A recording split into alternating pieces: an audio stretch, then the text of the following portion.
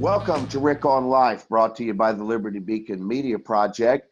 I'm your host, Rick Amitin, and this is where we like to talk about things that affect our daily lives. Today I have a wonderful guest with Julie Ford, and we're going to be talking about intentional partnerships. Julie is a certified life coach, an author, a speaker, and trainer. With one-on-one and group coaching, she helps her clients to define what matters most in their lives and to utilize what is and isn't working. Julie speaks to groups and leads live and virtual classes on numerous topics related to creating value-based habits, prioritization, and keeping joy and passion in one's work, parenting, and life. Many of Julie's speaking topics are based on her workbooks and courses. She is the founder of Jewels of Life and the co-founder of Parenting Partnerships. Julie, welcome. It's great to have you on the show. Thanks so much, Rick. I'm happy to be here. Listen, I know you're on a mission to stop the shrugging, and I want you to explain that to us a little bit. But when I read that, I was reminded of an old joke of a little boy who went to the park with his grandfather, and while he was there, he was watching a number of other grandfathers come by with their grandchildren. And one man came walking very slow, and he was kind of hunched over and hunched back a little bit. And he was very, very bald-headed. And the little boy said to his grandfather, said, "Grandpa, why does that man walk like that? Why is he hunched back and bald-headed?" And so his grandfather said, "Well, to tell you the truth, he's probably been the kind of guy that every time you ask him a question, he just shrug his shoulders like that. And when you tell him the answer, he would just smack his head, and over time, that's the way he ended up walking." So, hunchback and bald head. So I'm headed that direction. So I'm trying to make myself fun. So what do you mean when you talk about let's stop this shrugging? Well, when I talk with clients, when I talk with prospective clients, parents, and just friends and folks out in the community, I've got two kids of my own. They're 13 and 15. And so we're involved in a lot of community activities and things like that. When people talk about something that is, an adversity out in the community, or just something that sort of drives them a little bit crazy, they're like, well, kids these days, what are you going to do? And they shrug, and it's the what are you going to do that comes there. Like they've completely dismissed that anything is possible. Especially when it comes to our children, the leaders of our next generation, when there's a dismissive shrug, I just, I start to seethe, like, what do you mean? What are you going to do? Well, they're on their phones until midnight. What are you going to do? Or, they never mind what I say, and curfew means nothing. What are you going to do? It starts there, and then it's, well, we've got a whole nation and world full of leaders who aren't really leading. What are you going to do? And I'm like, this is getting big, this shrug. So what are we going to do? And realizing that even down, as I coach parents that are just beginning to instill the idea of contribution. That's what we call chores in our house. But beginning to instill contribution into their families as young as like age 18 months, when you can do this, we have to do something. Even a little baby, 18 months old, who can stand in front of the dryer. They're just the right height to grab all those clothes and scoop them out of the dryer, right? They have a job. They can do something to contribute, to make that better. I have all this laundry to do. What are you going to do? I have to watch the baby. No, include the baby. He's big enough. She's big enough. Pull those clothes. You have a job. Nice work. Well done. So that is, it started young, but it is now just become so prevalent, this idea of dismissing that, well, that's a big problem. That's for them to handle. We're them, Right. all of us.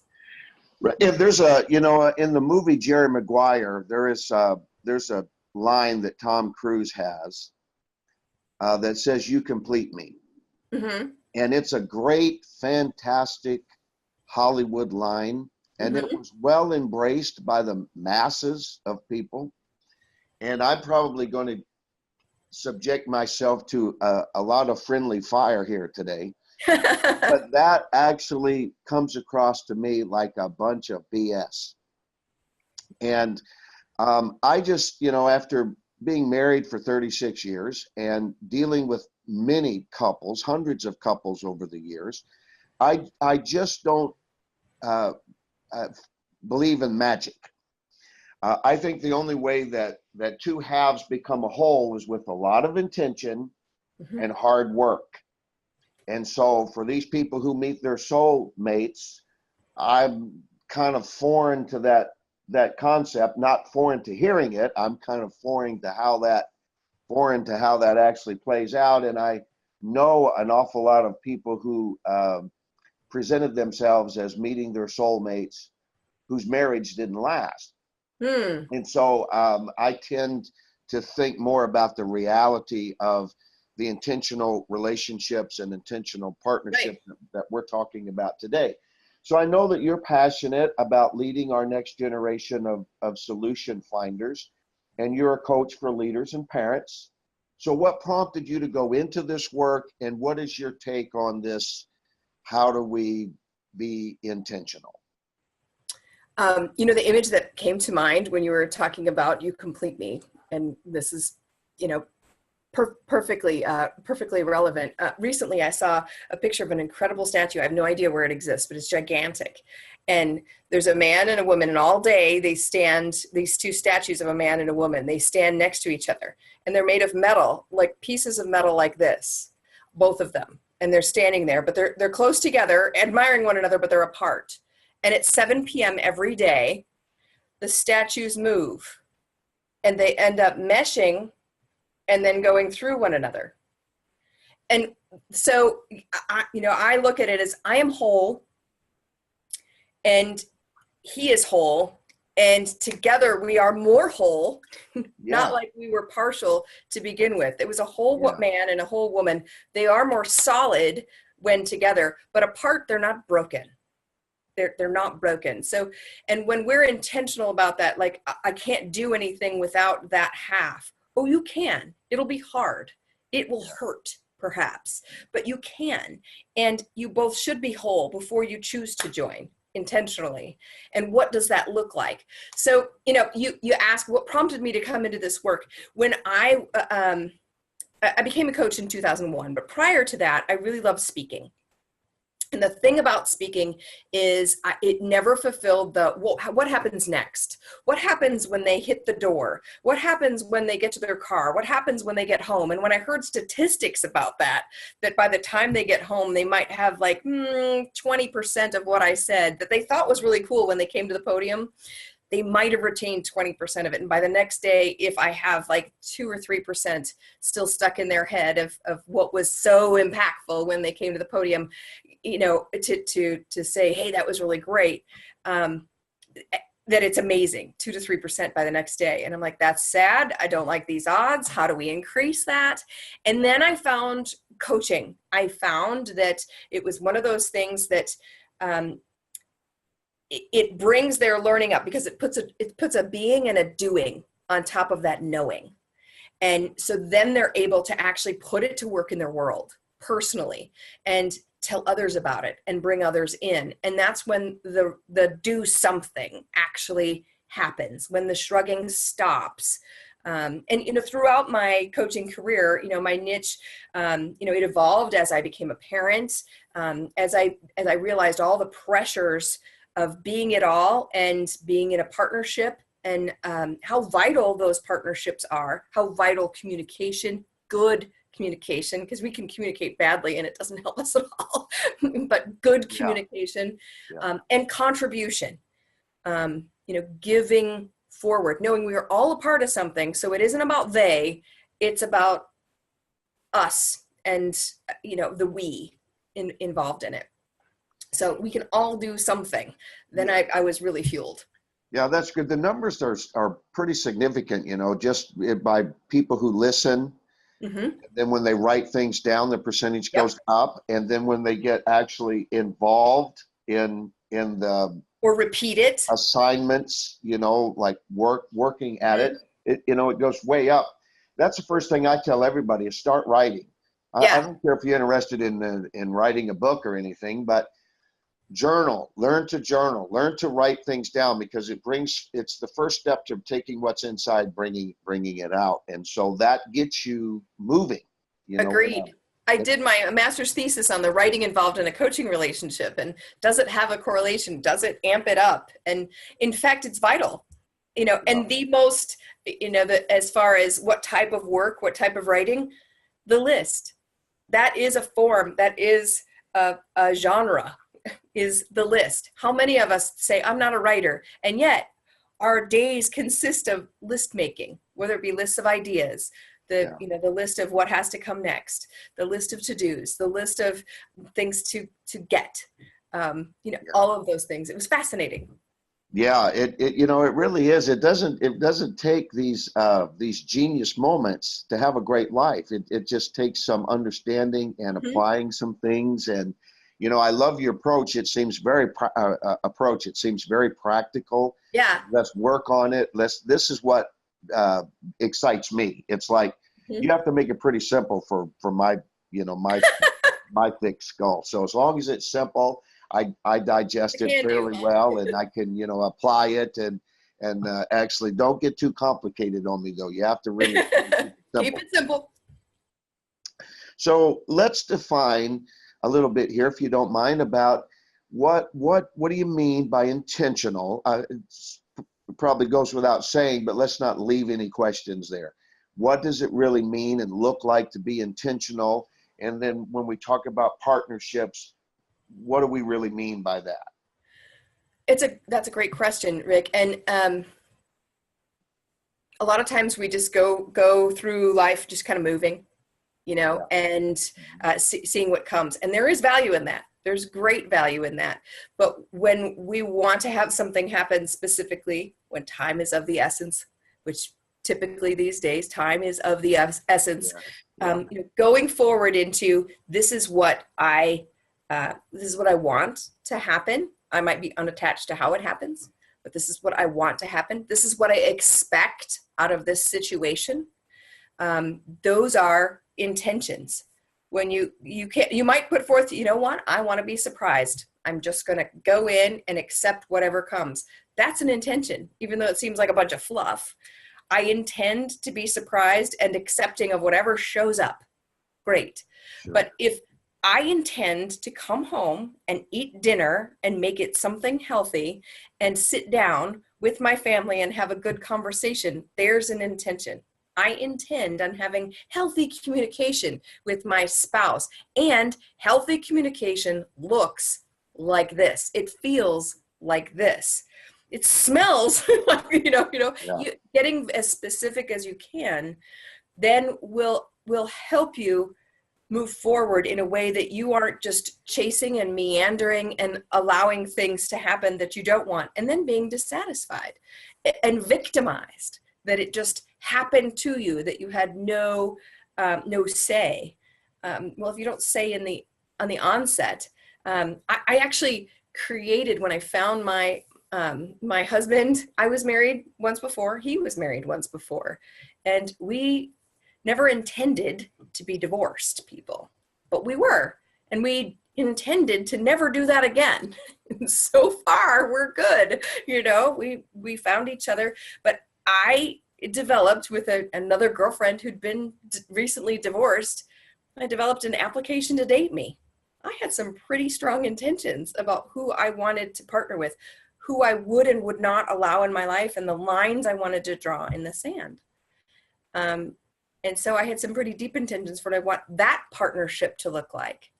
You mentioned I co-founded the Parenting Partnerships Group. When I partnered with Julian, I had some really you know, specific guidelines for this is the type of person that I want to be in partnership with when we have this group, and here are the intentions I want for the group. Are you good with that? What are your intentions? I'm good with that. So yeah, I love that, Julie. I mean, you know, for especially, and congratulations, you know, I don't know how long you've been remarried now in this marriage. it'll be But, 18 years this year. that's fantastic. You know, the numbers are even worse in the second marriage than they are in the first. Yeah. So you're really setting an example that people, you know, can pay attention to. But I love the intentional aspect of, and yeah, you can be intentionally just loose and open. You can live your whole life that way, I don't think, but I mean, you can in some regard. Mm-hmm. But And let's it's say, necessary sometimes. pardon me? It's necessary sometimes to Yeah, let go. You can't have full, you know, reins on everything. Sometimes it's necessary to set the intention. I want this thing way out here, but I'll let go of how it shows up. right. And I love the way you're defining here. I'm intentional about this is what I'm looking for. Mm-hmm. This is what I want to bring into my life. This is what I'm willing to contribute. All those things become very intentional. But for people who might say, okay, I want better communication with my partner, and yet there is some breakdown there and it's not working. How does it look like then to become more intentional about not just talking louder, but finding another way to make it work? You know, it's okay, this isn't working. Right. So how do you what's it look like to be intentional to move into something else, to apply a different principle, a different technique, a different strategy? Right. What's it look like? If you were my client and were there with someone else, maybe your spouse that you weren't communicating well with, one of the first things I would have you look at is what matters most to you. What are your values in communication? What do you value? Do you want them to agree with you always? That might be hard to achieve. Yeah. You know, do you want to come to an understanding and agree to disagree when you value each other's opinion, even though you don't necessarily agree with it wholeheartedly? Is that going to be okay? So what matters most? Is it that you don't yell? In some cultures, yelling is just excitement, you know, and you get used to that. But in other I like cultures, that. I want my wife to adopt that. That sounds like great culture right there. well, and in other cultures, it's like it only means that they're angry or you're in trouble, or so it's all negative connotations. There's no excitement about that. There's no, that's just what we do. And so when you combine cultures, I mean, my husband came from a very quiet, chit-chatty, you know, his family's British, and it was very, you know, they're quiet. Well, you know, I came from, my mom's Puerto Rican, you know, and so if you see me talking with my hands, I can't sit on them. I would not be able to speak, Rick. So, you know, so it's one of those things that we're like, you know what I'm talking about, you know, and it gets loud and exciting. And sometimes, you know, my husband just like, shh, bring it down just a little bit so I can hear you. Because all I can hear is she's mad, she's mad, she's mad, you know, when the volume goes up. And for so it's setting those intentions in the first place. Like, if I'm going to get loud, that's just who I am. I'm not angry at you. You'll know when I'm angry at you. And here are some signs. Yeah. It's Yeah. That how then do when it comes to preparing to collaborate with partnerships in different regards, whether it's marriage or parenting or business, maybe we could elaborate on those aspects of what each of those might look like. And I love that you ask, how do you prepare? Because that is part of the intention. You don't just walk right in. You don't, some people step on the starting line of a 10K and say, all right, here we go. That's not me. I'm not, you know, a runner by nature. I have run a 10K, but it took some preparation. It took some thinking about that and gearing up. So, so how if you want to really thrive in these relationships, and I think that for most people is the intention. I want to thrive in business. I want to thrive in my marriage. I want to thrive in parenting. Very few people I have met wake up and say, I want to be the most rotten parent I can today. Can you help me out? You know?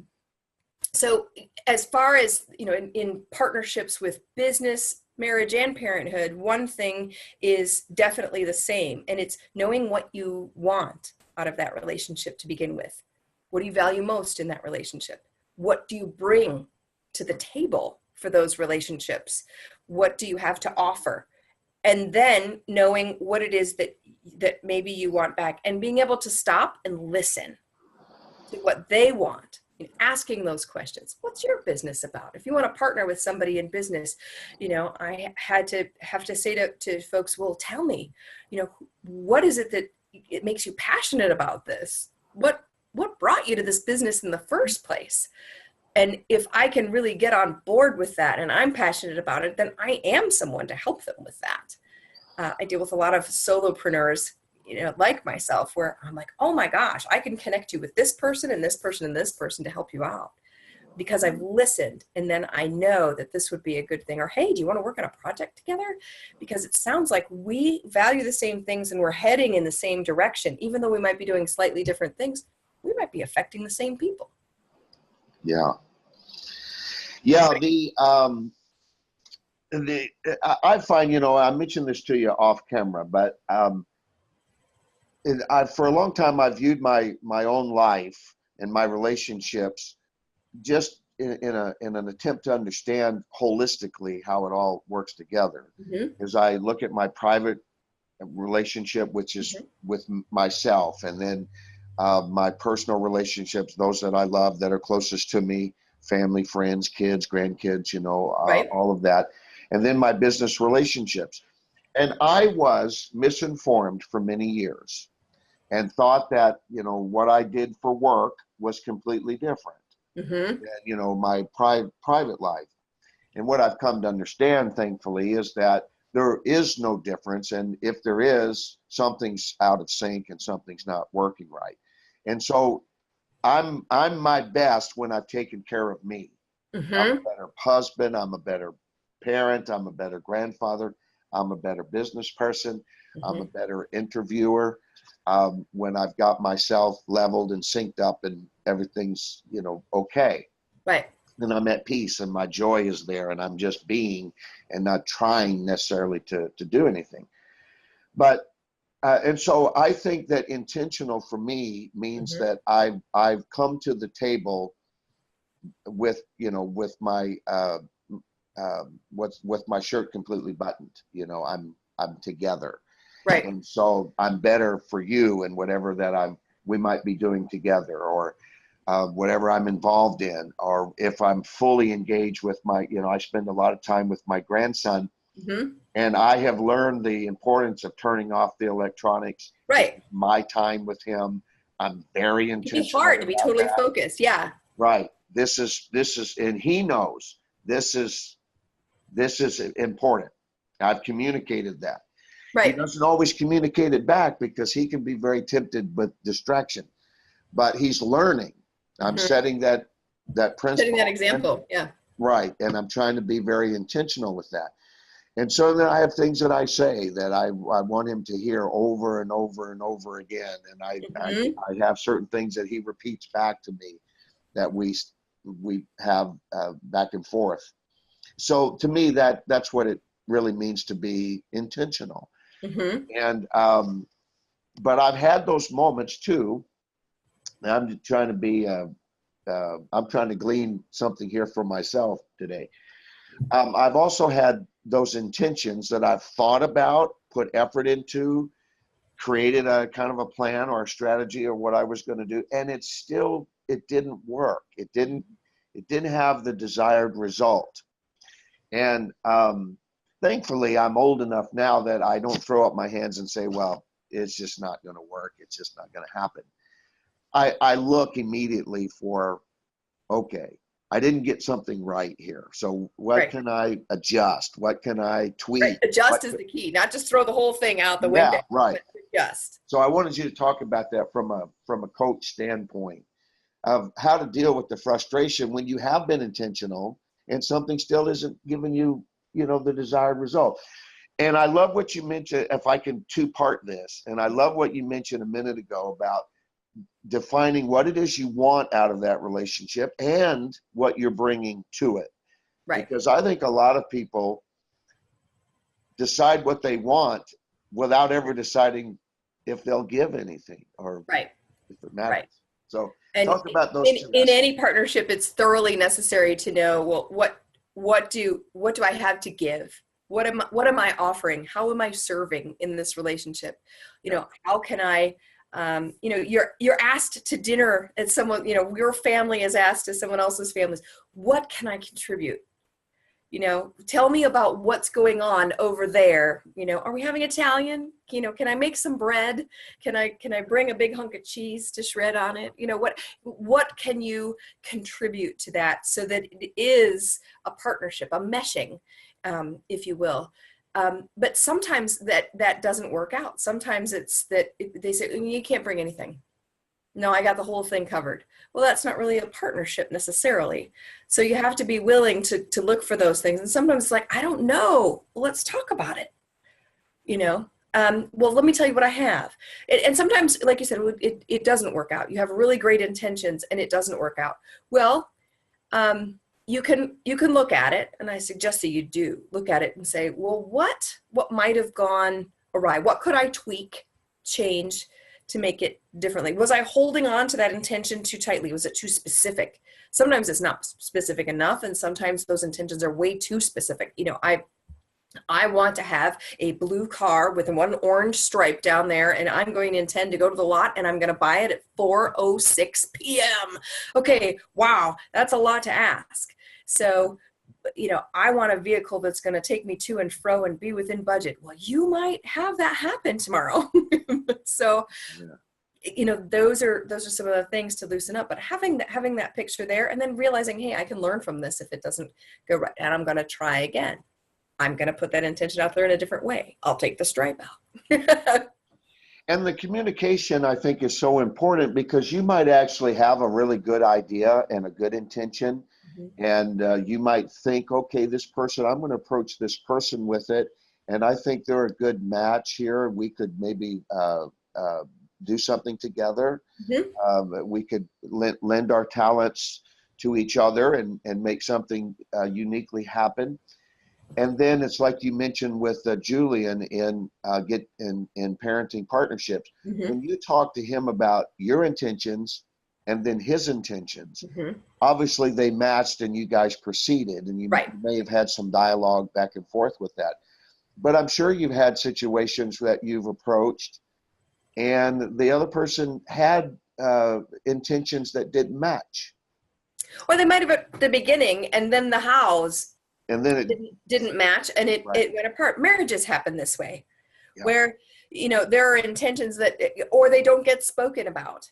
There are so many things, like little things, that can destroy a marriage if you never talk about how is it that we really intend on raising these children. What are the things that are really important? If faith is involved, is there a religion that you're so strongly for or so strongly against that it will break everything apart if they don't match? Or is there what about the little things? Who's going to write the thank you notes? Who's going to take care of the money? Is our money going to be together, or is it going to be separate? If it's separate, who's going to take care of what parts that we share? And talking about those things rather than just, oh, we'll figure it out. We got to pick out the flowers for the wedding first. Yeah. No, you don't. Those flowers are going to be so dead and smelly, and so is your marriage. So I'm a big proponent of that. Absolutely. I think we do put so much more effort into our weddings than we actually do our marriages. Yep. And so the premarital stuff, I think, is so overlooked and omitted and not taken as important. And yet that's something I am very passionate about. Mm-hmm. Whose job is it? Right. Whose job is it to do how whatever? How do you feel about this? Even money's a big thing. Mm-hmm. Who's going to handle the money? Who's going to pay who gets to decide, what we're going to Right. buy and spend? How do we choose? At what amount do we have to discuss? What amount? And there's so many things that, to me, the faith is very part of it, a huge part of it, if that's, involved. Politics. What do we want for our children? What do we want for do we expect that they will go to college? Do we expect that they will, that they will have this, that, and the other thing? What do we expect their birthdays will look like? What do we expect for them to know about allowance? Are we going to just give them money every time they ask? Are we going to expect their homework? What are those things? And really talking about those. I mentioned the application to date me, and there were questions on there about that.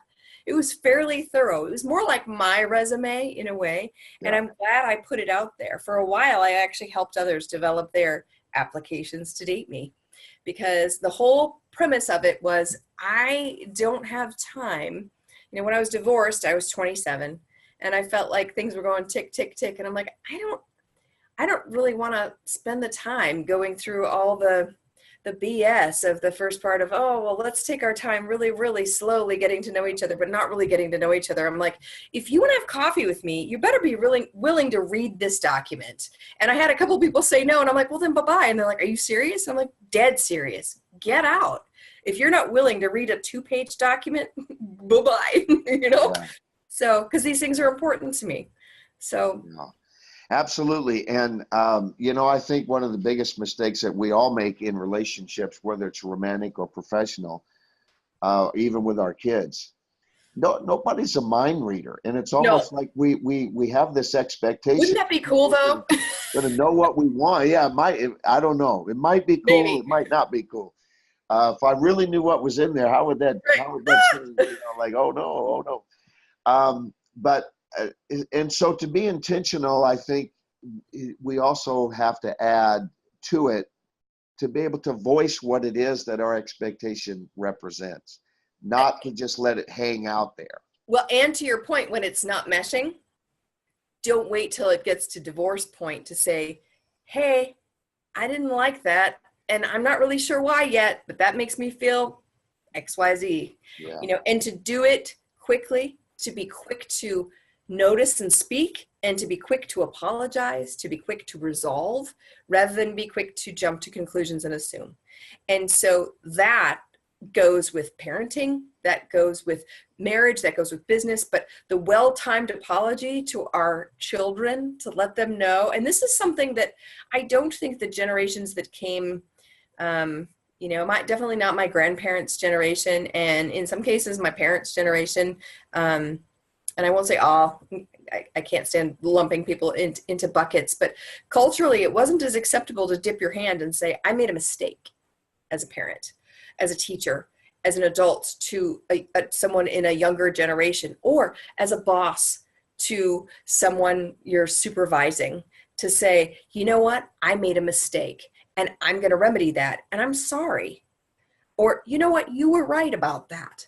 And I learned something from you, regardless of generational, or, a lot of it comes from the class structure, don't ever, dip your hand to the underling. No, to actually say, I'm a human, I'm a parent, I should not have spoken to you that way.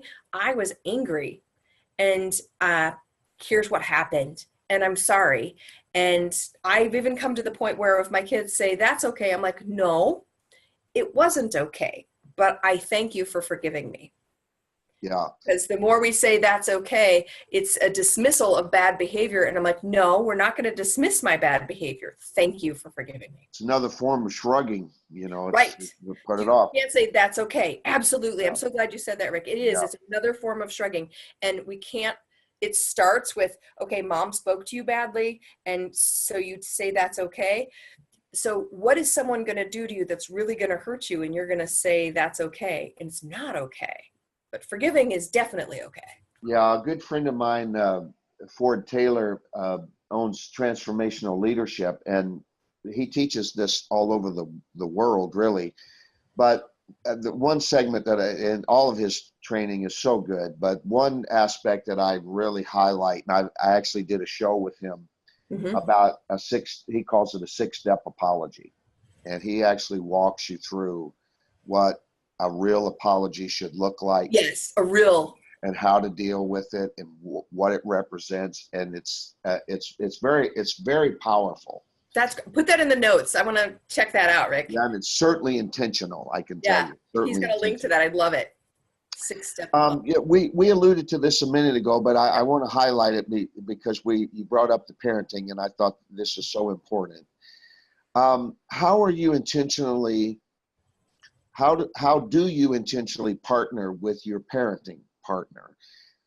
Alluding to what you mentioned earlier about what might be the biggest question would be, what do you want to teach your kids? Mm-hmm. That's important. What do we want them to know before they have left the nest? Often those are what our conversations, I mentioned my children are 13 and 15. The empty nest is coming quickly, and more quickly than sometimes we want or we hope. And every year we say, for this next stage, are they ready? Are they ready? Have we equipped them? And sometimes the answer is no in the moment, like, we didn't expect this yet, but here we are. So sit at the table. We have to talk about something, and we're going to be frank about it. And we're going to move forward here to make sure that they are ready.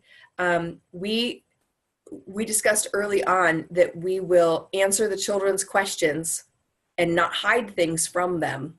That was something we decided. We talked about how we were raised, and we were both raised by really great parents, and we're blessed that they're all still alive.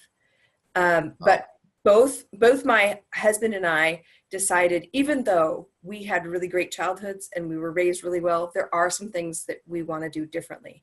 And so we discussed, what didn't we appreciate?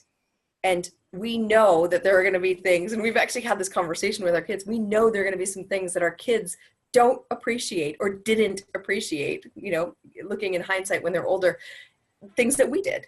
And that is just the nature of it. But we have to partner together to say, what things do we want to do the same?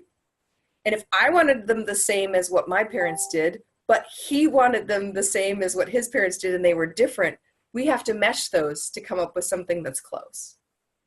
So we have to say, well, for the traditions here, or for the ways of raising there, what will we do? How will we discipline? How will we instill knowledge in them? How will we educate? Will we go to a private education? My husband went to a private boarding school for high school, and I looked at him and I said, that's never going to happen. And he was like, what? And I'm like, let me discuss this with you, And so we talked about it, and I'm like, I want the very best education, but here's the thing. I want them home, because the education that I needed also included my parents being there, filling in gaps.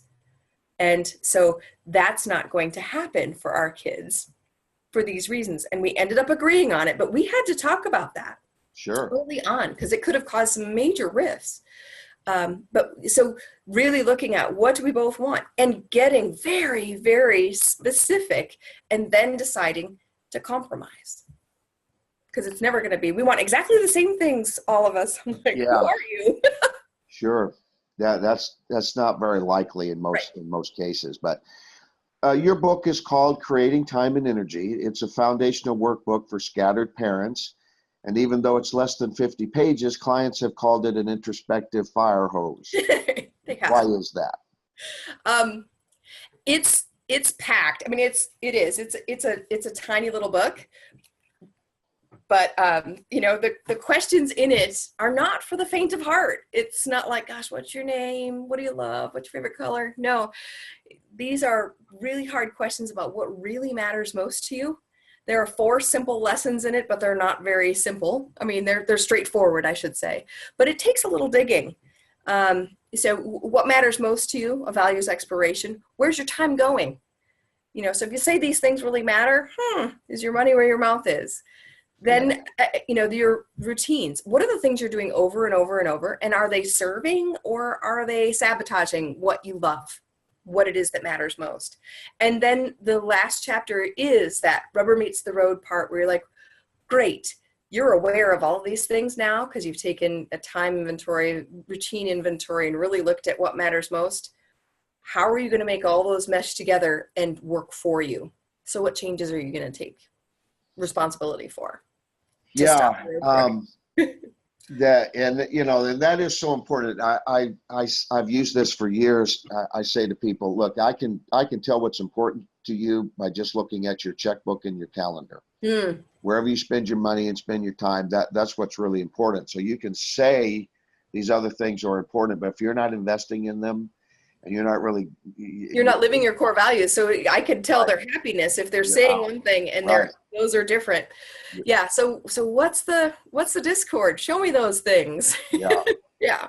So if you want to become intentional, that's why I think anything that we offer to help people peel the onion, right, take the layers off, because we get layered with all kinds of experiences and interpretations of those experiences, and underneath of it is really good people, you know, who have gotten themselves maybe tangled and things didn't work out. They had some disappointments, and then underneath of all of that, though, is still that urge and that spark and that innocence and that dream to really, you know, get the life that you want.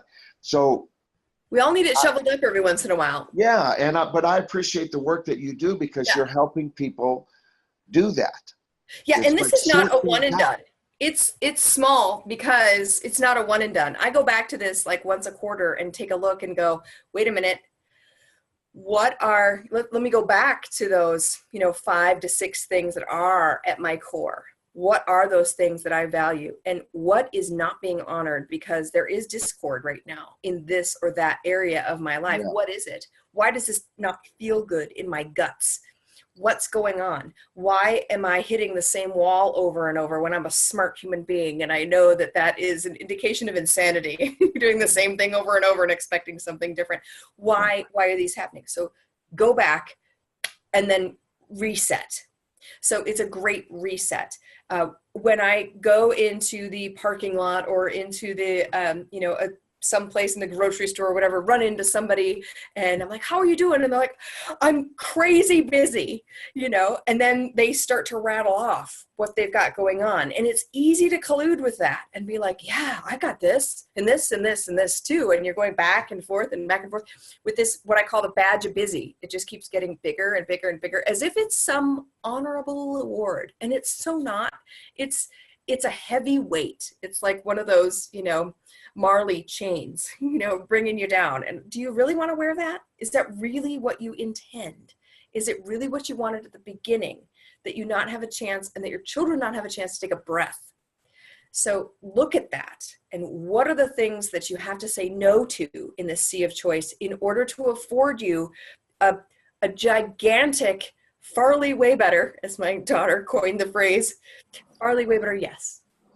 You know, so some of those things you're going to have to just say no, and then look, and yeah, the world didn't fall apart because I said no to one more soccer team or one more whatever it is. And I just said, you know what, I'm going to have to say no, because I can't give you a 100% yes, and I'm not going to do anything at 40%. Yeah, it's activities, not productivity. I think we've learned that by now. And you know, for sure, we don't really manage time, do we? We manage activity. And so we decide we only get the same 24 hours in every day, and it's about what you're going to do within that, you know, that context.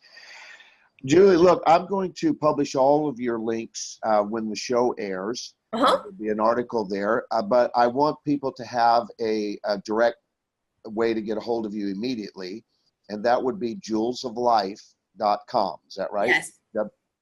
It's JULZ as in zebra, OF, and L as in, and life as in life is good. So julesoflife.com. My dad named me Jules after he named me Julie. So.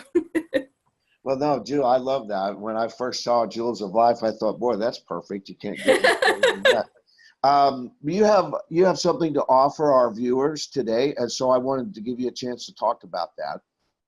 I do. On my website, my homepage at jewelsoflife.com, at the very bottom right, there's a place to get the time leak tutorial. We talked about, when we're crazy busy, we feel like our time is leaking all over the place.